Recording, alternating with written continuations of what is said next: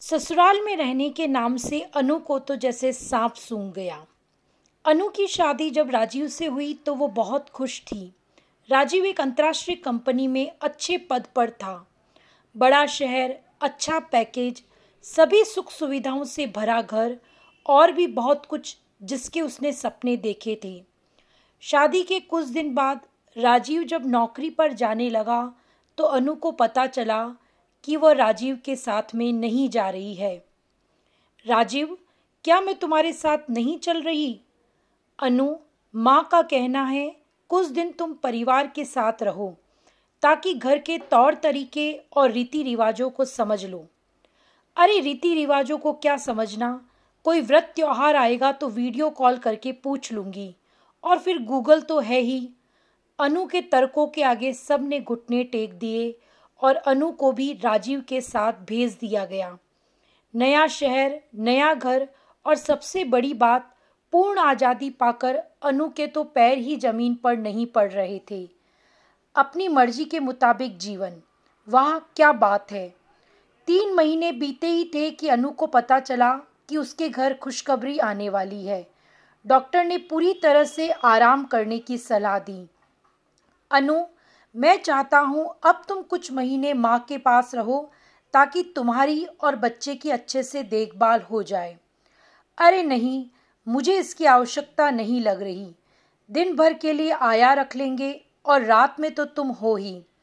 ससुराल में रहने के नाम से ही अनु को जैसे सांप सूंघ गया। जैसा तुम ठीक समझो। राजीव जानता था कि अनु से बहस करने से कोई लाभ नहीं है। सास ने भी कई बार आने की इच्छा जाहिर की बेटे बहू के पास, पर हर बार अनु ने कोई ना कोई बहाना करके टाल दिया। वह नहीं चाहती थी कि सास के आकर रहने से उसकी स्वतंत्रता में कोई बाधा आए। सब कुछ ठीक लग रहा था। एक दिन राजीव ऑफिस जा चुका था। काम वाली बाई को आने में देर हो गई। अनु को जोरों से भूख लगी। उसने सोचा उठकर कुछ खा ले। बिस्तर के नीचे पैर रखा ही था कि ना जाने कैसे पैर मुड़ गया और वह वहीं गिर पड़ी। राजीव को खबर मिली तो वो भागा भागा आया। अनु, मुझे लगता है अब तो घर से किसी को बुला लेना चाहिए या तुम वहाँ चली जाओ। ठीक है, जैसा तुम उचित समझो। अनु को भी अब एहसास हो गया था कि उसका घर पर अकेले रहना सुरक्षित नहीं है। 2 दिन बाद ही छोटी जेठानी उनके पास आकर रहने लगी। समय बीता, अनु ने एक प्यारी सी बिटिया को जन्म दिया। सब कुछ अच्छे से चल रहा था कि अचानक कोरोना वायरस ने अपने पैर पसारने शुरू कर दिए।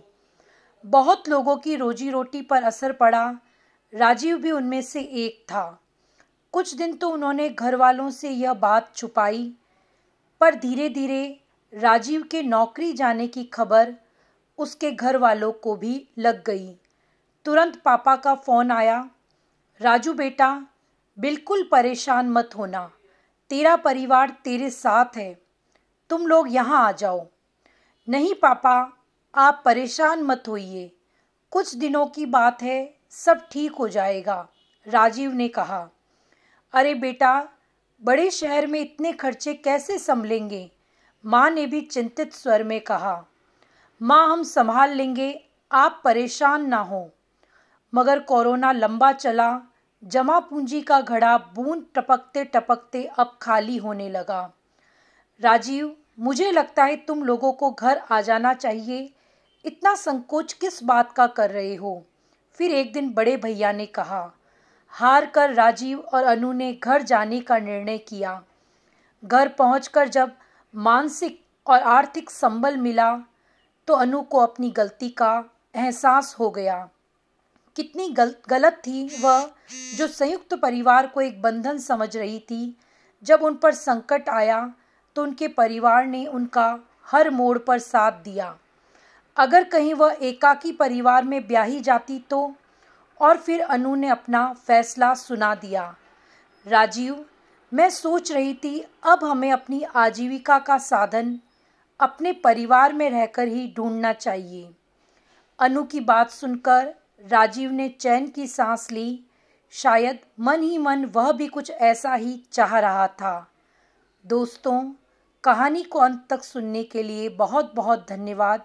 अगर आपको हमारी कहानी पसंद आई हो तो हमारे चैनल को लाइक, शेयर और सब्सक्राइब करना ना भूलें।